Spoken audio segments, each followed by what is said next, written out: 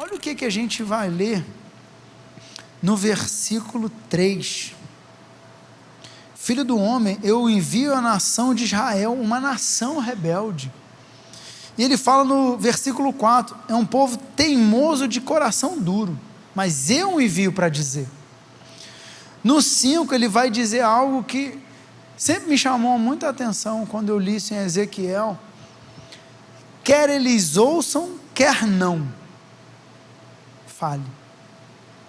E às vezes a gente fica nessa expectativa de que só faz parte do plano de Deus quando a pessoa presta atenção, só faz parte do que Deus nos enviou para fazer quando o outro concorda, só faz parte do chamado de Deus quando aquele povo que está no nosso redor fala: rapaz, que negócio bonito que você falou.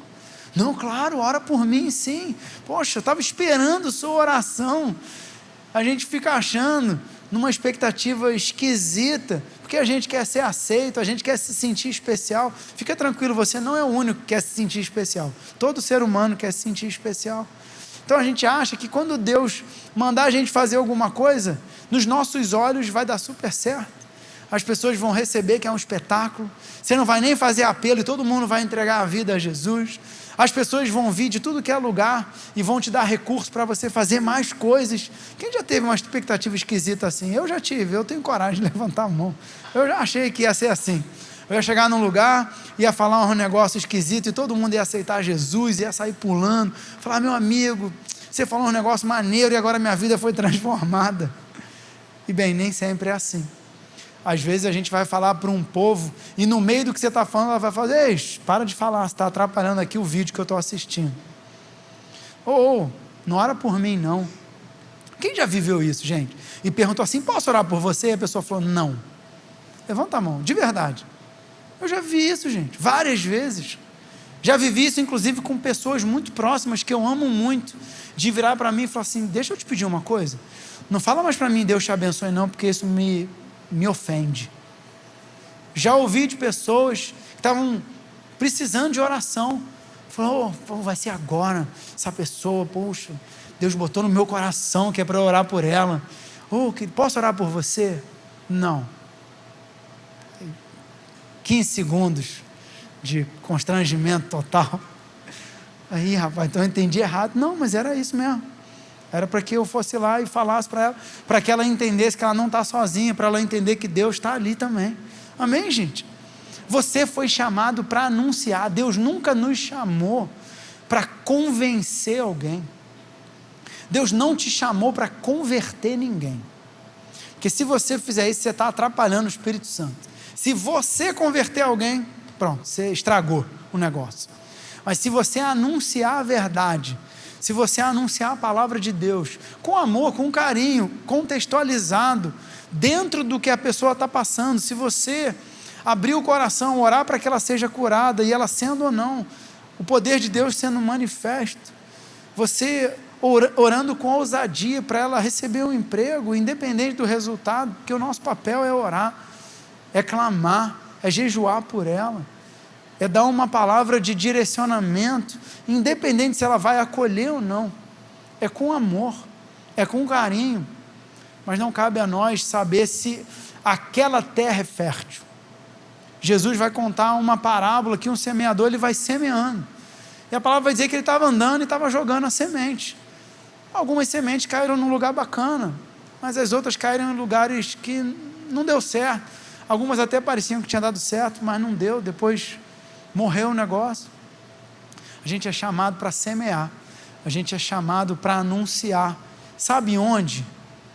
Onde você está, exatamente no lugar que você está, porque Ezequiel achava que na Babilônia Deus não tinha como se manifestar, já que ali era o afastamento máximo da presença de Deus. E onde é que Deus se manifestou de forma que ele não pôde dizer que não era Deus? No meio da Babilônia, no meio do exílio. E Deus falou para ele: no meio da Babilônia, quando você encontrar com o povo lá em Jerusalém, você vai dizer um monte de desaforo para eles. Mas isso seria o equivalente não a mandar a gente pregar para os não crentes. Parte do que Ezequiel tinha que fazer era ali na Babilônia.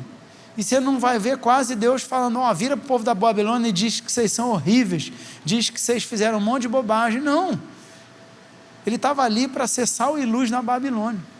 Quando a gente vai ver Ezequiel sendo bravo, falando um negócio de acusação muito pesado, é só para crente. Ele está sendo muito duro com o povo lá em Jerusalém, que achava que estava tudo maravilhoso. Era um povo tão rebelde, que achava que estava bem com Deus.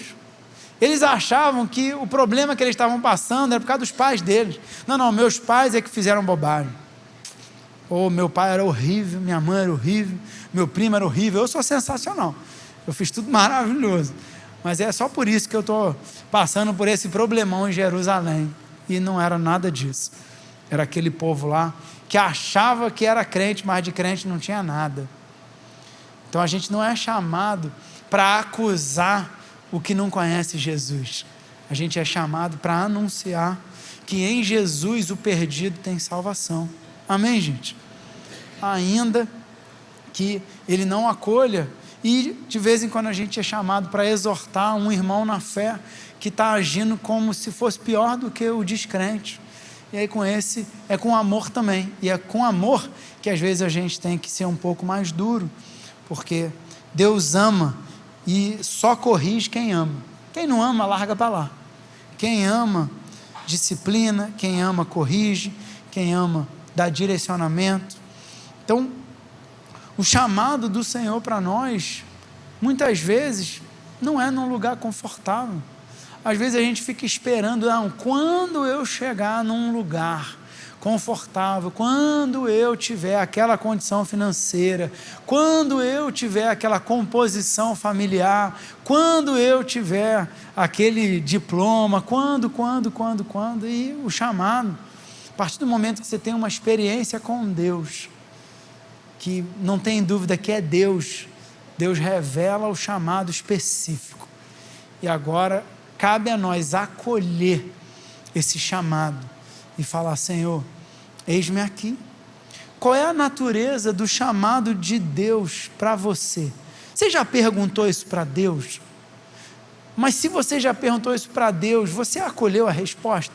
Porque a palavra garante que toda vez que a gente se achega a Deus, Ele se achega a nós. Toda vez que a gente pergunta alguma coisa a Deus, Ele responde. Às vezes a gente não gosta da resposta e fica: não estou entendendo, Deus não está respondendo. Você só não gostou da resposta. Deus respondeu. Quem está entendendo? Amém.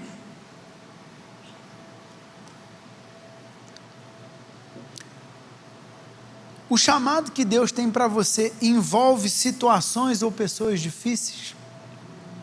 A mensagem que você precisa viver e compartilhar é desafiadora? O lugar para onde Deus está te chamando é diferente do que você imaginava? Você achou que ia plantar a igreja em Paris, mas Ele te chamou para plantar, sei lá onde, ali, Jardim Gramacho, é um jardim diferente. Você achou que era um jardim lá em Paris, mas é Jardim Gramacho.